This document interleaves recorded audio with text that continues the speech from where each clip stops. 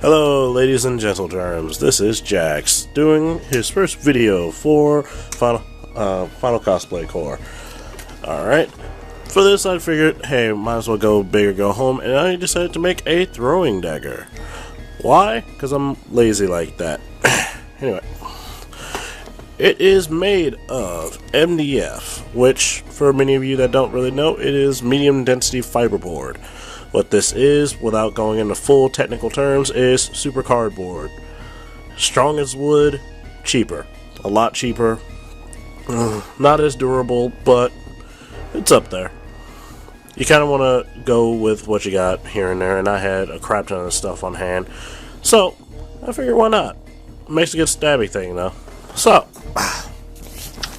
while designing this thing, I actually had to use, as you can see, I had to use poster board to actually get a good firm definition of what I wanted. You always, when you're cutting into any type of wood or any type of board of any kind, you always want to have a definite idea of where you're going. So, with this case, I decided I was going to try and combine my favorite things. I love kunais from Naruto, I love swords, I love punch daggers, and I was watching a lot of Naruto and Teenage Mutant Ninja Turtles, so you can kind of see where I was going with that one. Now, cutting into this stuff is not fun. Power tools were a must, but I only had my handsaw at the time. So, this took me quite a bit. And a lot of pain. Arthritis is not fun when you're cutting into stuff. Luckily I don't have that yet, but strain nonetheless. The good bonus of something that takes so long to cut is it's easy to sand.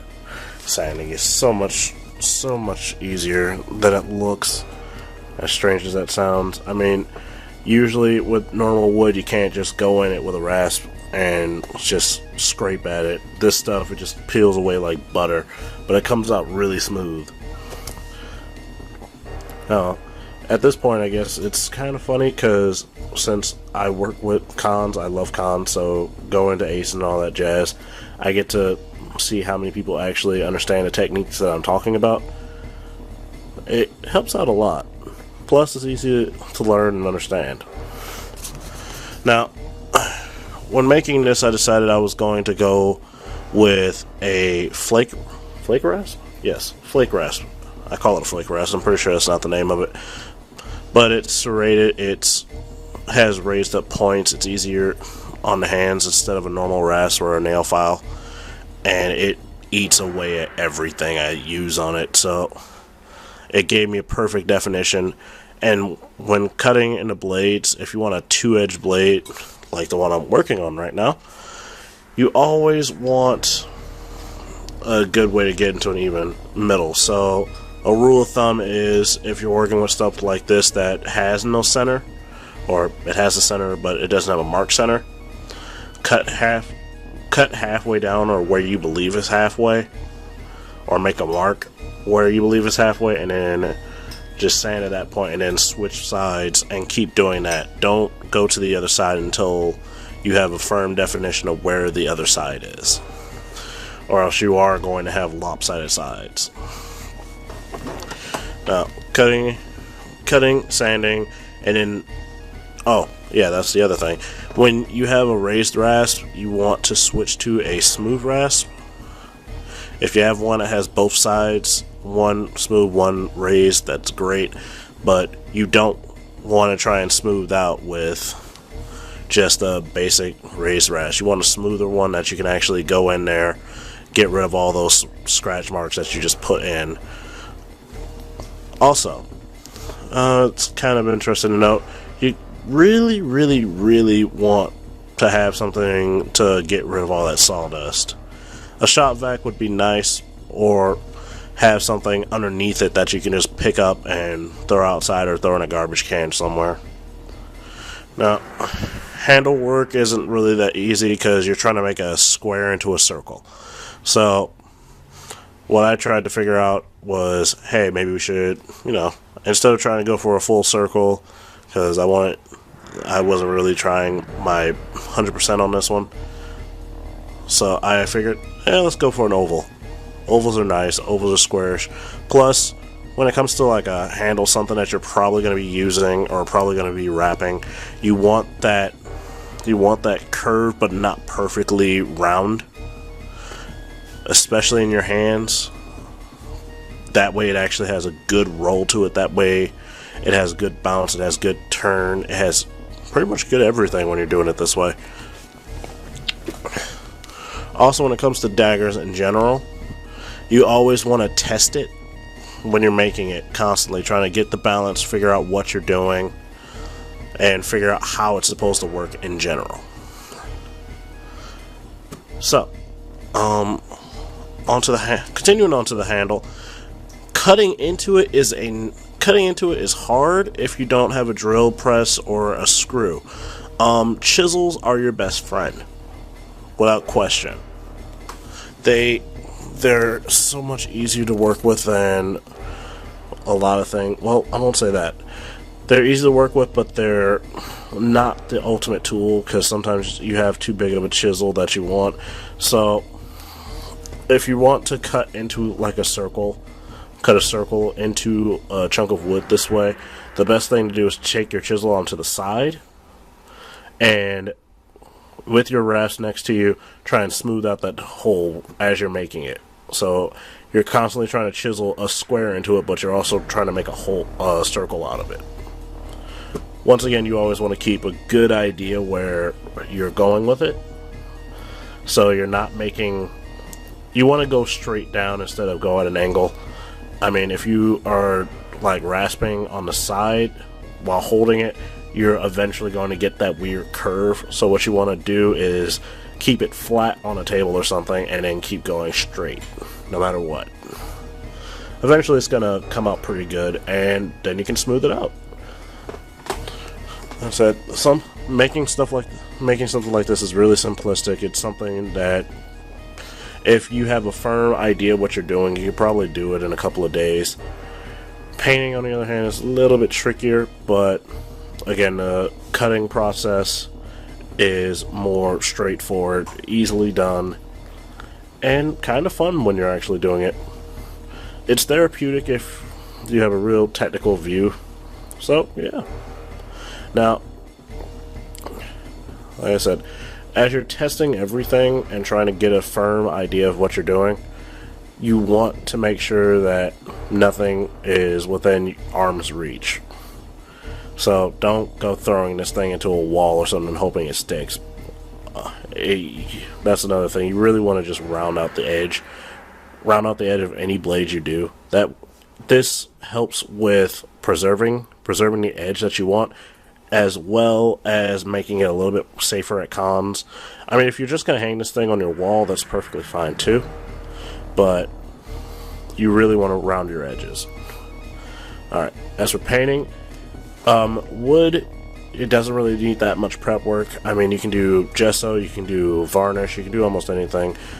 Staining it is fairly nice too, but for this case, I decided to show a couple of combinations of different things. Gesso first, because that gave me a pretty decent base. It gave me something that way to soak up most. The gesso would get soaked up on the first layer of MDF, whereas on the second layer I wanted to go with varnish, or sorry, not varnish, gloss. Just a basic gloss that you can find in any hobby store. The trick with this method is you really want to just sand it, and you're not sanding away the gloss, not at all. What you're doing is, because gloss comes out a little grimy, like you can feel a lot of grime on it. So what you want to do is try and get a light sandpaper and sand it down to a smooth point. And you'll notice it comes out clear, but you'll notice when the gloss is actually smooth sanded, because it'll have like a foggy look to it. Now, the other thing with this stuff is don't soak your props in friggin' gloss. Just a couple of dabs will do you here and there. And this stuff dries fairly quickly, but you want to give it good couple of minutes to truly dry. Because, yeah, it's going to be dry to the touch, but that doesn't mean squat. Now, when going at angles, obviously you want to at least set it down. Or if you want to do a quicker job, hold it at one point and let the rest get dry to the touch.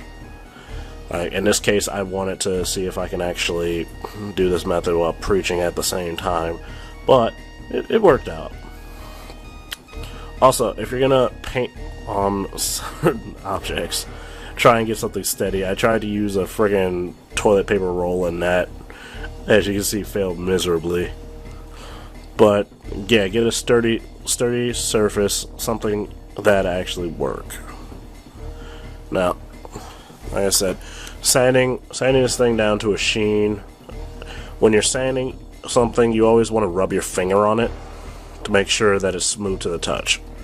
That way you can actually catch bumps before you waste paint on it. Because I can tell you now, it's crucial to get a smooth shine on a decent blade. And that's actually a great way to tell a good blade. If you can find a bump on it, that means that even on tang blades or whatever you collect, it's always a good idea to keep an eye out for those bumps, because it either means it's been used before improperly or not correctly handled. In this case, it's made of MDF, so you'll catch a few here and there, but you won't catch many. I'm not that perfect yet, but my sanding process is still getting there.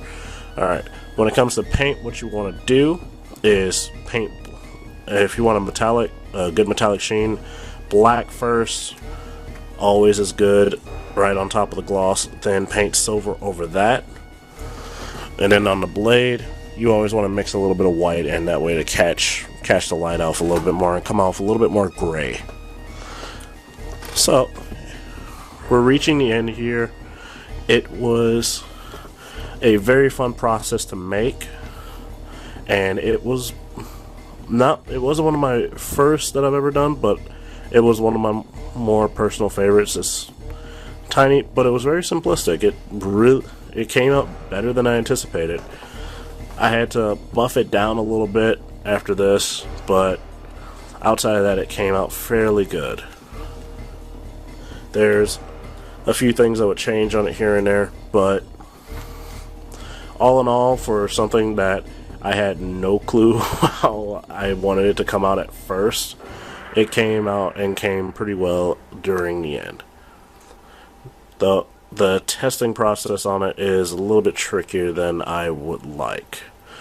I actually had to add a ribbon on the end, that way it can come out a little bit better and a little bit easier.